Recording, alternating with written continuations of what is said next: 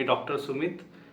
आज आपला विषय आपण चालू आहे मनाचे आरोग्य भाग 1. यामध्ये आपण स्ट्रेस जो म्हणतो किंवा टेन्शन जे म्हणतो त्याबद्दल समजून घेऊयात. बेसिकली आपल्याला कोणताही स्ट्रेस येतो तर ही आपली एक रिॲक्शन असते की आपल्यावर कोणता तरी एक आघात घडणार आहे आणि त्याच्याविरुद्ध आपली स्वतःचं शरीर त्याच्याविरुद्ध तयार होत असतं. त्याला इंग्रजीमध्ये फाईट अँड फ्लाईट, म्हणजे एकतर त्याच्याशी वाद घाला किंवा तिथून सटका बाजूला व्हा. तर ह्या रिॲक्शनमध्ये कंटिन्युअस आपला विवेक, आपलं मन हे त्या थॉट्समध्ये किंवा विचारामध्ये गुंतलेलं असतं आणि यातनं कसं बाहेर निघून यायचं किंवा अशा पद्धतीचं कंटिन्युअस टेन्शन असणं हे किती घातक ठरू शकतं किंवा हे कित्येक प्रमाणात आपल्याला दररोज नित्य जीवनात असलं पाहिजे हे पण फार महत्त्वाचं आहे. काय होतं की आपण दररोजच्या जीवनात थोडाफार स्ट्रेस असणं हे फार चांगलं आहे, कारण की ते आपल्या स्वतःच्या शरीराला तयार करत असतं. आता नवीन रिसर्च पेपर पब्लिश झालेला होता सेल्समध्ये. सेल्स हे आंतरराष्ट्रीय ख्यातीचे एक जर्नल आहे, ज्यामध्ये त्यांनी 8 वेगवेगळे आरोग्याचे केंद्रबिंदू सांगितले आहे किंवा हॉलमार्क्स सांगितलेले आहेत. त्यामध्ये त्यांनी एक सांगितलं होतं की ज्यामध्ये आपल्याला लिमिटेड स्ट्रेस आहे त्याला आपण ॲडॅप्ट करू शकतो किंवा सहज कॅपेबल करू शकतो आणि तो नित्यनियमाने असला पाहिजे.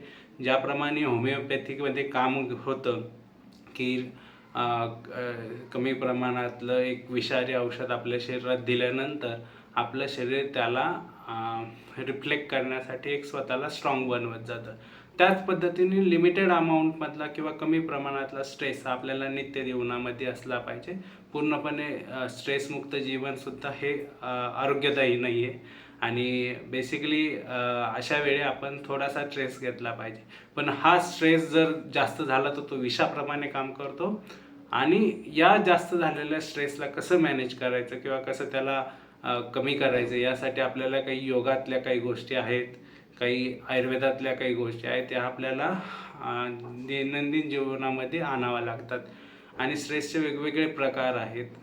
त्याच्यामध्ये असू शकतं की एक शॉर्ट टर्म स्ट्रेस असतो, काहीतरी कामानिमित्त येतो. काही फॅमिली फॉर क्रॉनिक म्हणजे फार लांबपणापासून आहे आणि काही क्षणिक आहे.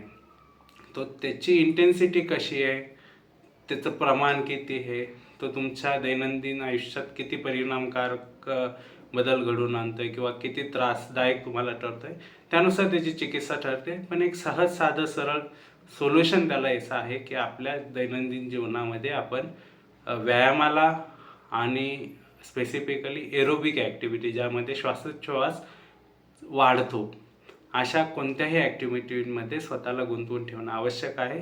आणि हेच तुमच्या स्ट्रेसफुल लाईफमधलं एक सर्वात आणि सुंदर एक सोल्युशन असेल.